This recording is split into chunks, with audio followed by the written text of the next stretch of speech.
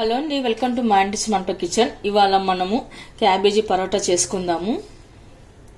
వంట రాని వాళ్ళు కూడా చాలా సులువుగా ఈజీగా ఈ క్యాబేజీ పరోటాను చేసుకోవచ్చండి. ఇప్పుడు అది ఎలా చేయాలో చూద్దాము.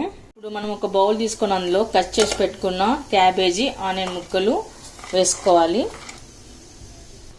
అలాగే తురిమి పెట్టుకున్న క్యారెట్ కూడా వేసుకుందాము.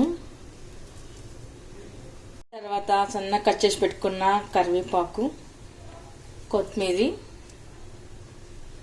జీరా, కొద్దిగా సాల్ట్ వేసుకోవాలి. రెడ్ చిల్లీ పౌడర్, ధనియా పౌడర్, చాట్ మసాలా, జీరా పౌడర్ అంతా వేసి పెట్టుకున్న తర్వాత బాగా కలిసేలా కలుపుకొని పెట్టుకోవాలి.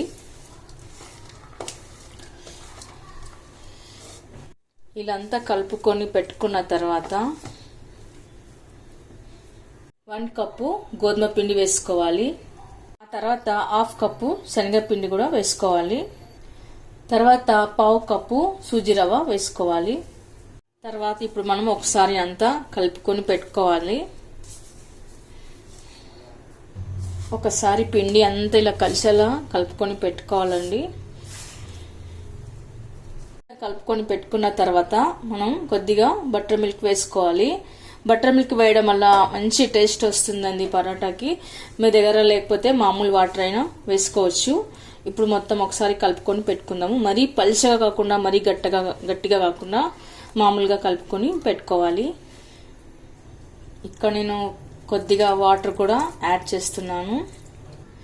ఇప్పుడు మనం కలిపి పెట్టుకున్న పిండి ఇలా గట్టిగానే ఉండాలన్నమాట. మరి పలుచగా ఉండకూడదు, మరి గట్టిగా కాకుండా అలా మామూలుగా ఉండాలి.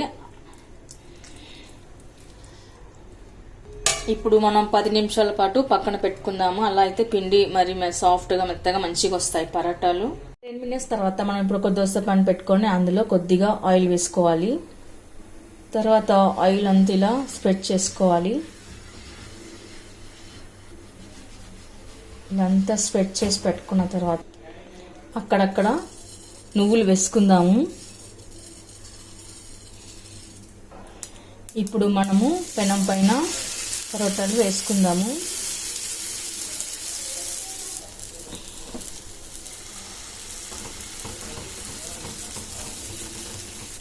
తర్వాత కొద్దిగా ఆయిల్ వేసుకుందాము. వంట రాని వాళ్ళు కూడా చాలా సింపుల్గా ఈజీగా చేసేయచ్చండి. పరోటాలు కూడా చాలా టేస్ట్గా చాలా బాగుంటాయి.